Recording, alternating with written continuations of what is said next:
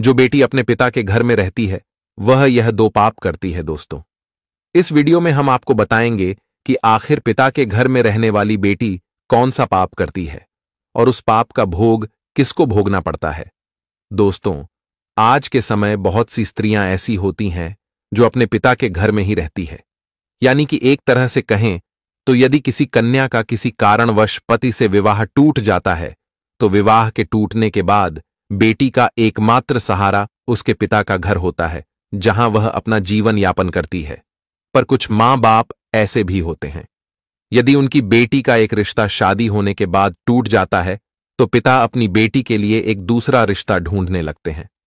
पर जब तक बेटी पिता के घर में रहती है वह बेटी कौन सा पाप करती है और उस पाप का भोग किसको भोगना पड़ता है, आइए जानते हैं। दोस्तों, शास्त्रों में बताया गया है कि एक स्त्री का जीवन पति के बिना अधूरा माना जाता है।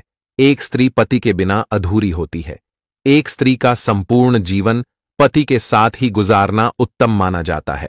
पर दोस्तों, कुछ परिस्थितियां ऐसी बन जाती है जो किसी विवशता के कारण स्त्रियों को अपने पिता के घर पर ही रहना पड़ जाता है, क्योंकि शादी के बाद कुछ स्त्रियों का पति सही नहीं होता है तथा कुछ स्त्रियों का पति अत्यंत क्रोध करने वाला अथवा मारपीट करने वाला होता है, जिसके कारण वश स्त्रियां अपने पति से अलग हो जाती हैं और वह अपने पति के घर को छोड़कर अपने पिता के यहां रहने लगती है। शास्त्रों के अनुसार माना जाता है कि एक स्त्री पतिव्रता तभी मानी जाती है जब स्त्री पति की उपस्थिति में श्रृंगार करती है। माना जाता है कि जो स्त्री पति की अनुपस्थिति में श्रृंगार करती है अथवा पति के बिना श्रृंगार करके इधर उधर घूमती है तथा जो स्त्री पतिव्रता होकर पर पुरुष का चिंतन करती है, ऐसी स्त्री पतिव्रता नहीं मानी जाती है। जो स्त्री छोटी छोटी बातों पर पति से मनमुटाव कर पिता के घर आ जाती है तथा पति के क्रोध को जरा सा भी सहन न कर तुरंत अपने पिता के घर आ जाती है, ऐसी स्त्री पतिव्रता नहीं मानी जाती है।